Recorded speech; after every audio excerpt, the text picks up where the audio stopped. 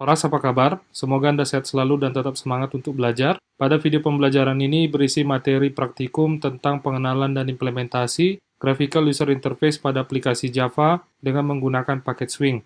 Swing merupakan fitur GUI lanjutan yang dimiliki oleh Java dan diharapkan sebagai generasi paket GUI pengganti AWT. Melalui video ini, Anda akan belajar tentang struktur dasar penggunanya serta komponen dan kontainer yang dimilikinya. Objektif materi akan dicapai melalui pembelajaran dari video ini adalah mahasiswa mengenal, memahami, dan mampu menguasai pengimplementasian Graphical User Interface atau GUI programming menggunakan paket Swing. Jika terdapat pertanyaan seputar materi pada video ini, Anda bisa memberikan komentar pada bagian bawah video YouTube ini. Video kali ini akan dipandu oleh asisten pengajar mata kuliah PBO, Ibu Vini Kristina Siombing, Eskom. Halo semua, pada praktikum PBO kali ini kita akan memahami atau membuat graphical user interface atau GUI menggunakan Swing pada bahasa pemrograman Java. Dengan Java Swing kita bisa membuat UI yang cross platform atau operating system independen. GUI sendiri merupakan tampilan grafis yang terdapat dalam satu layar atau lebih, serta berisi media kendali berupa komponen yang memungkinkan seorang pengguna untuk melakukan tugas secara interaktif tanpa perlu menuliskan perintah pada command line interface. Terdapat dua jenis GUI berdasarkan pembuatan komponennya, yaitu lightweight component dan heavyweight component. Untuk Swing sendiri merupakan lightweight component, yaitu komponen yang dirender tidak bergantung pada native system komponennya. Pada Java terdapat dua package yang standar yang dipilih untuk menciptakan GUI pada program, yaitu Swing dan AWT, Swing package dan AWT package. Pada kesempatan ini kita akan belajar bagian yang Swing package saja. Secara umum terdapat 5 bagian dari Swing package yang akan sering kita gunakan. Yang pertama itu top level container, yang merupakan kontainer dasar di mana komponen lainnya diletakkan. Contohnya JFrame, Dialog, dan Applet yang diimplementasikan dalam kelas JFrame, JDialog, dan JApplet. Yang kedua itu intermediate container, yang merupakan komponen perantara di mana komponen lainnya akan diletakkan. Salah satu contoh kontainer ini adalah kelas JVenel. Yang ketiga yaitu atomic component, yang merupakan komponen yang memiliki fungsi spesifik yang biasanya user berinteraksi langsung dengan komponen jenis ini. Contohnya yaitu JButton, JLabel, JTextField, dan JTextArea. Yang keempat itu layout manager, berfungsi untuk mengatur bagaimana posisi dari komponen yang diletakkan pada kontainer. Secara default terdapat 5 macam layout, yaitu berupa kelas border layout, box layout, flow layout, grid back layout, dan grid layout. Yang kelima itu event handling, untuk menangani event yang dilakukan oleh user terhadap user interface, misalnya menekan tombol, mengklik tombol mouse, dan lainnya. Untuk hierarki kelas Swing kita bisa melihat pada gambar ini.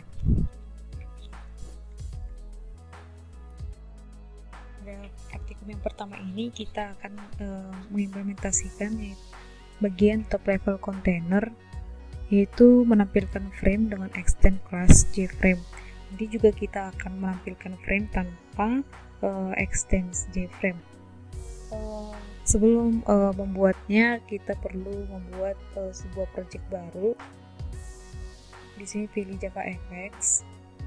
Di sini saya akan membuat nama projectnya JavaFX Application dan klik Finish. Nah, ketika kita membuat sebuah kelas project baru, maka akan ada sebuah default class. Di sini kita hapus saja. Kemudian kita buat sebuah kelas baru dengan nama JFrame Demo Extend.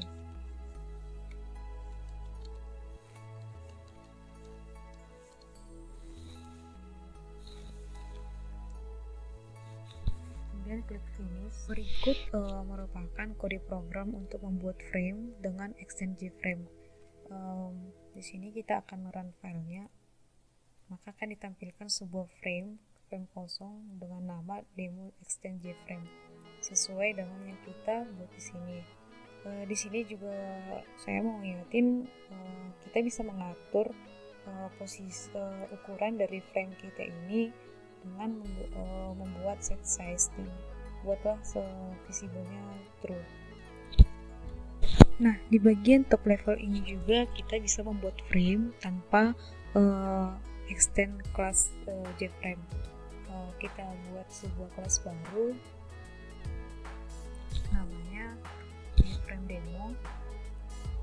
Nah, berikut kode program untuk menampilkan frame tanpa extend. Sebenarnya kode programnya mirip ya, cuman di sini kita nggak buat extend JFrame lagi. Kemudian jangan lupa juga untuk memanggil metode set size untuk mengatur ukuran dari framenya itu, dan set visible-nya itu true.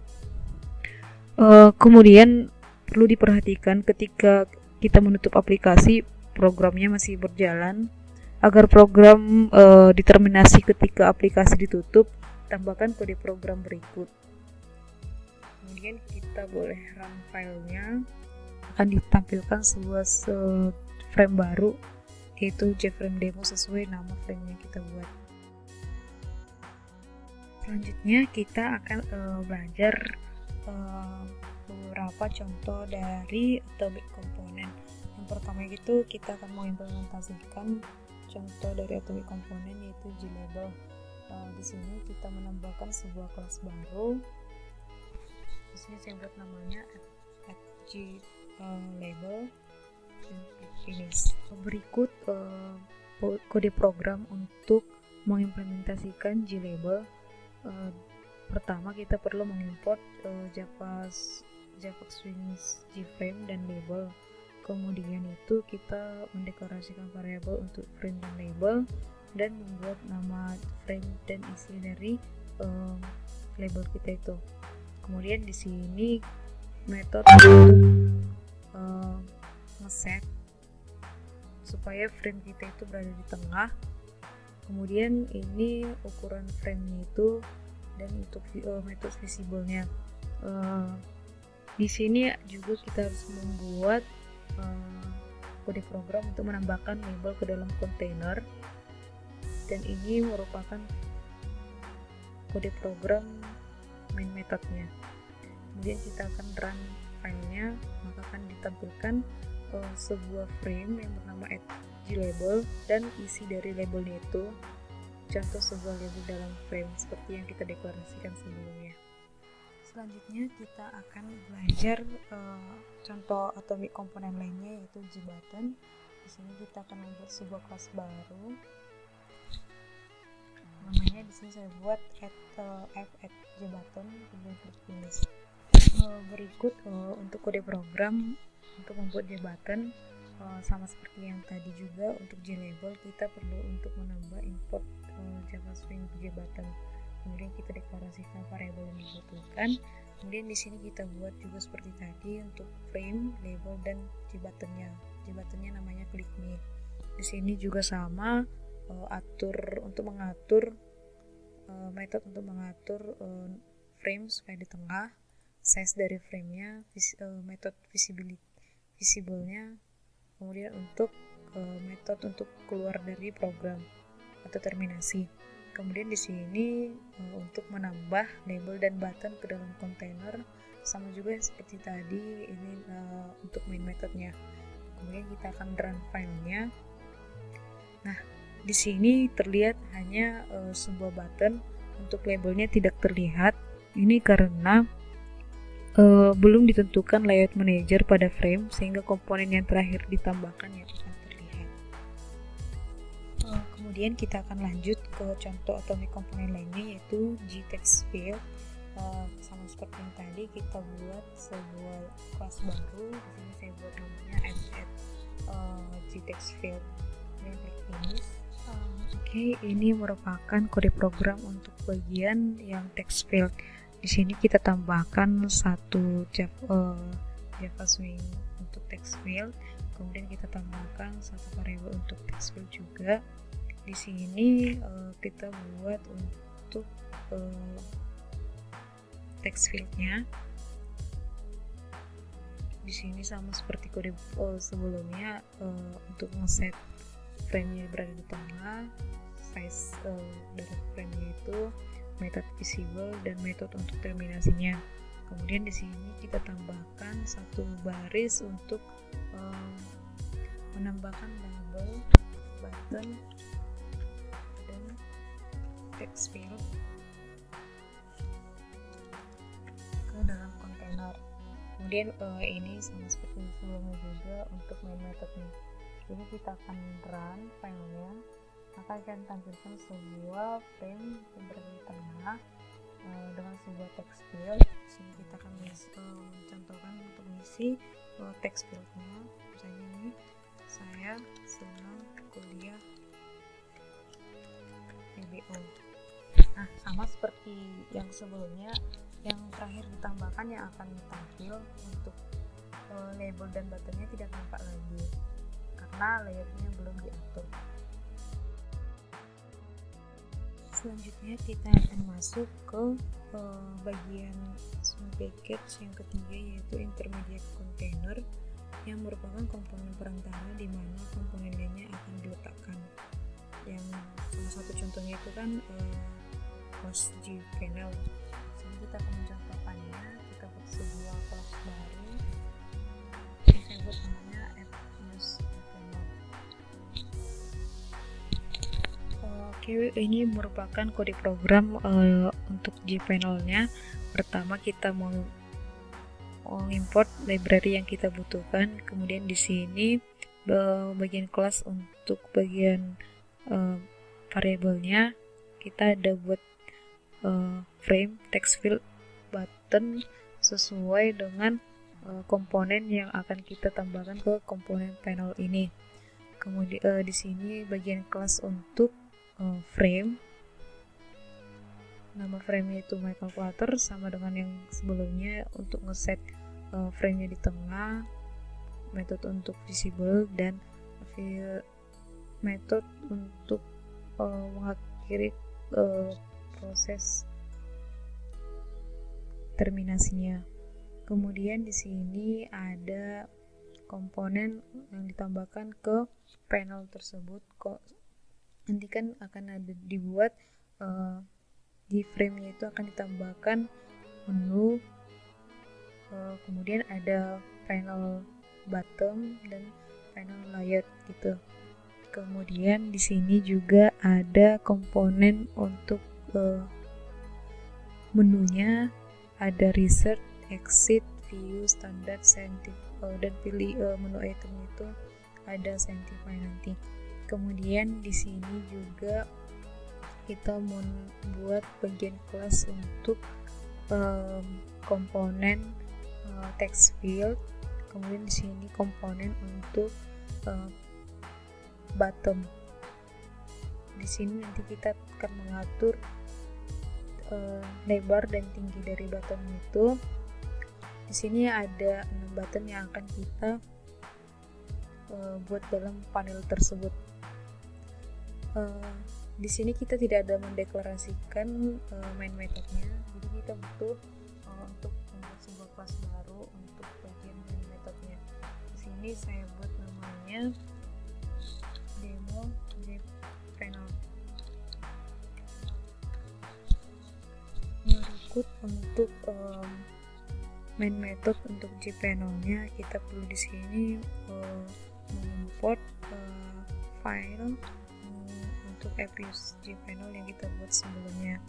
Kemudian di sini kita manggil bagian-bagian kelas yang akan kita tampilkan. Di sini kita run filenya, maka akan ditampilkan seperti berikut.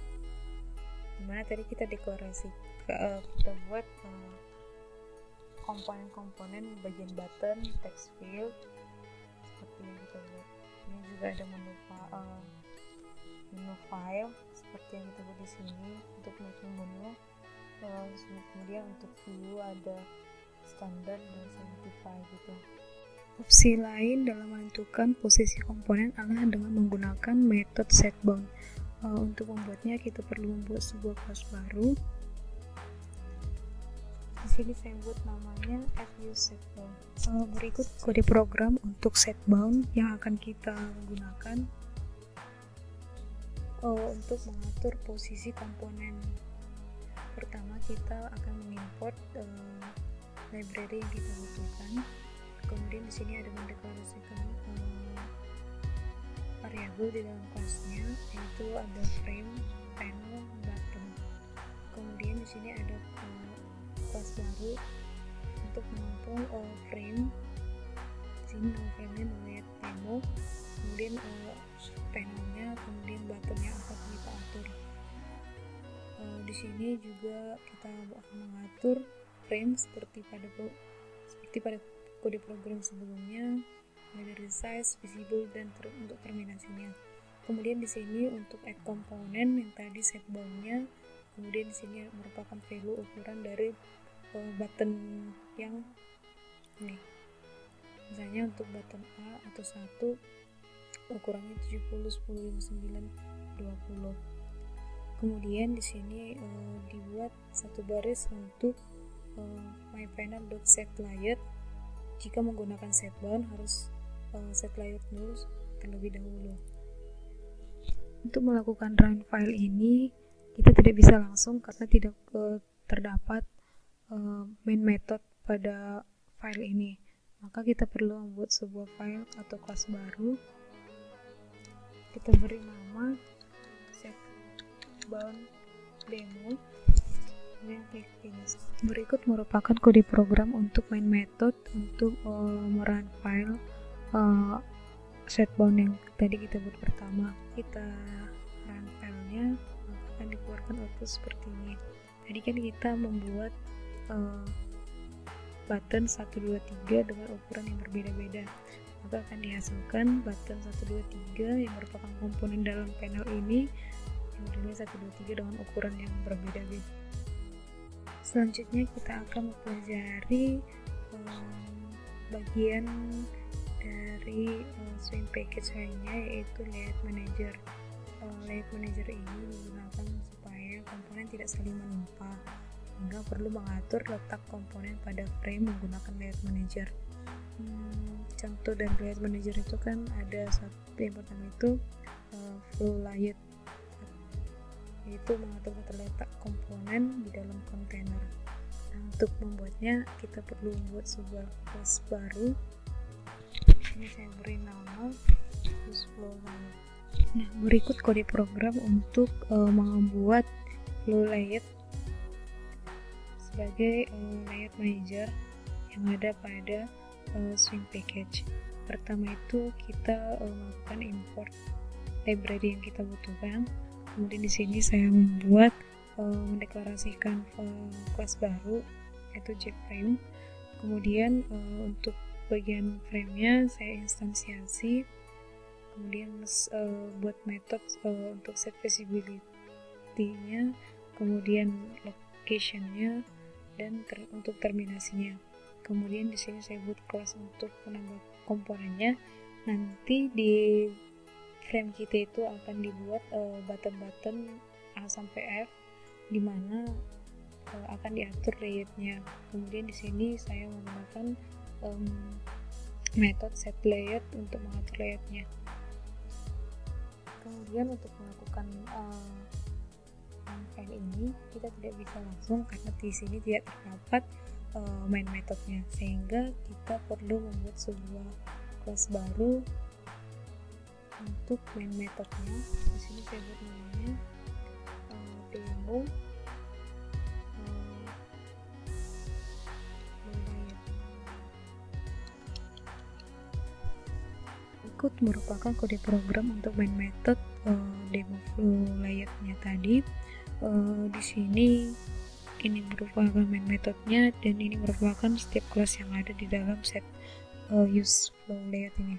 Kemudian kita akan run filenya, maka akan ditampilkan seperti layout berikut, dimana tadi terdapat button yang kita deklarasikan itu mulai dari A, B, C sampai F.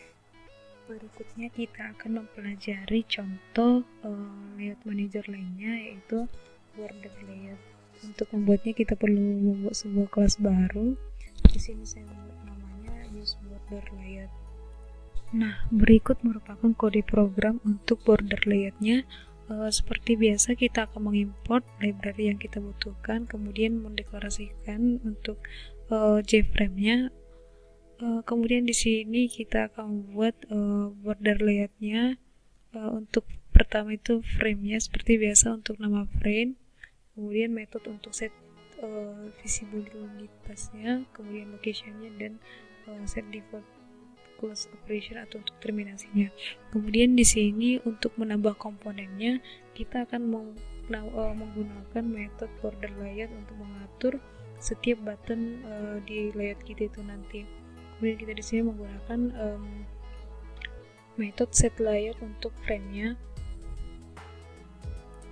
Kemudian kita di sini akan run filenya, namun tidak bisa karena di file ini tidak ada main methodnya, sehingga kita perlu membuat sebuah kelas baru.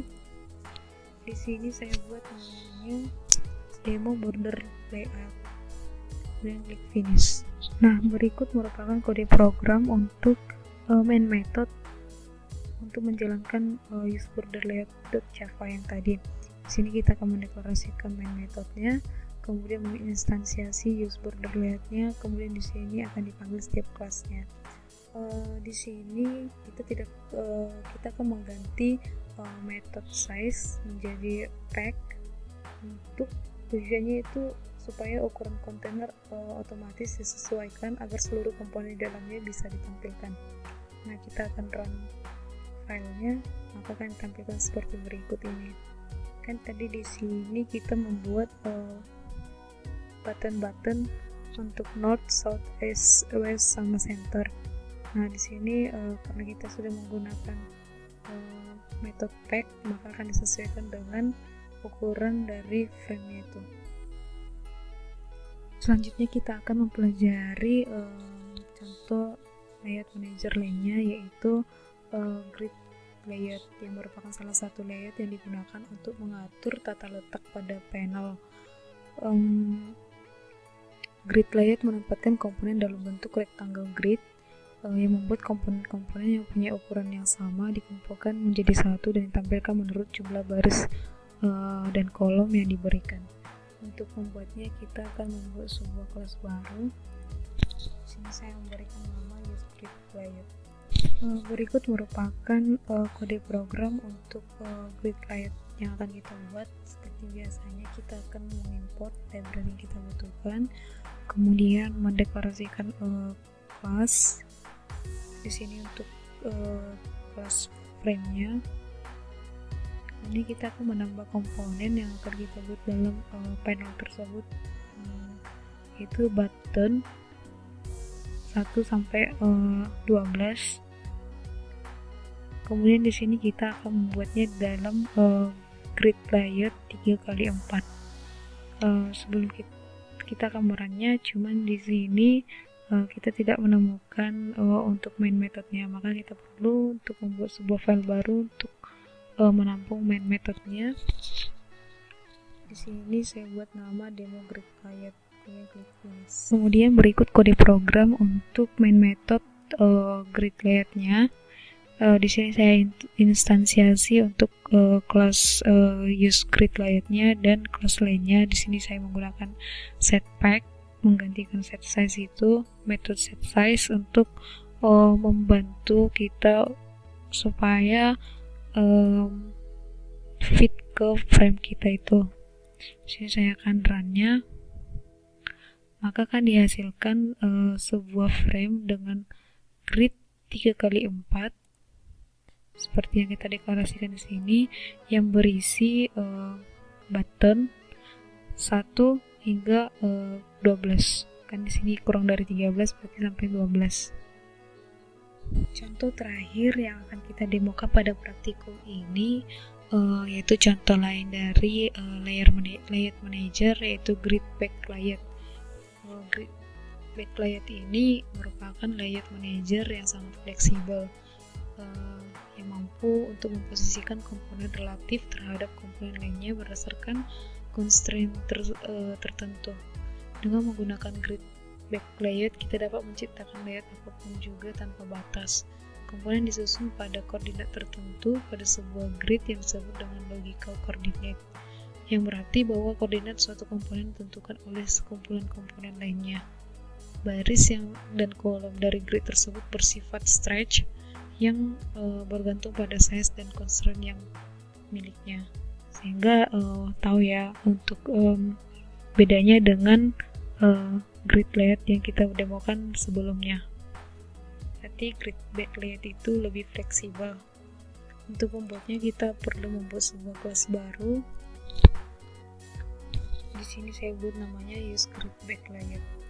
Berikut merupakan kode program yang kita gunakan ketika ingin membuat sebuah back layout, grid back layout. Pertama kita akan mengimport library yang kita butuhkan. Kemudian di sini saya mendeklarasikan JFrame dan grid back constraints. Di sini untuk mengatur bagian frame-nya, mulai dari set location-nya, kemudian metode untuk terminasinya. Kemudian kita di sini akan membuat sebuah kelas untuk menambahkan komponennya. Di sini ada grid X dan grid Y, yaitu untuk menentukan posisi komponen dengan menggunakan posisi row dan kolom, dimulai dari sudut kiri atas. Kemudian di sini juga ada grid width dan grid height, yaitu untuk menentukan jumlah kolom itu untuk grid width dan row untuk grid height yang digunakan oleh sebuah komponen. Kita bisa melihatnya di button 4 dan 6.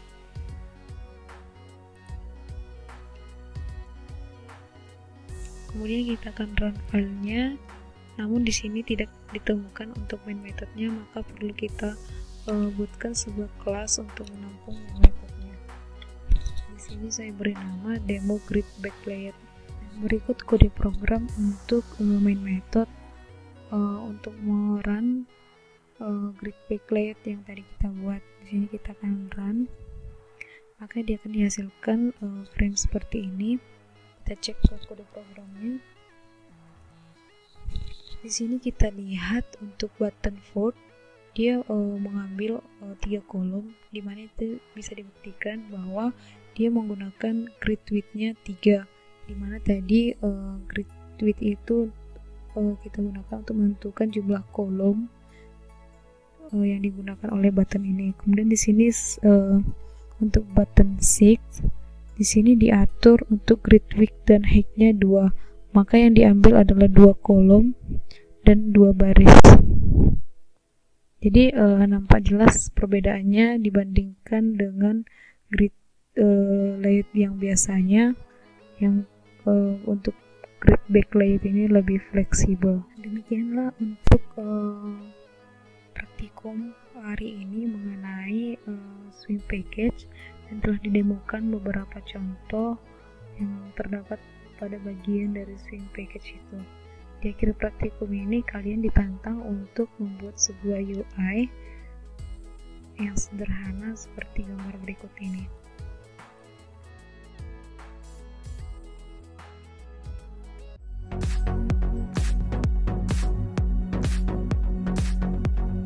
Demikian materi video kali ini, semoga bermanfaat bagi Anda. Terima kasih untuk waktu yang sudah diberikan untuk menonton video ini. Saya berharap Anda semakin mantap dalam belajar pemrograman presentasi objek. Kuncinya adalah latihan, latihan, dan latihan. Sampai jumpa pada video berikutnya. Horas, horas, horas.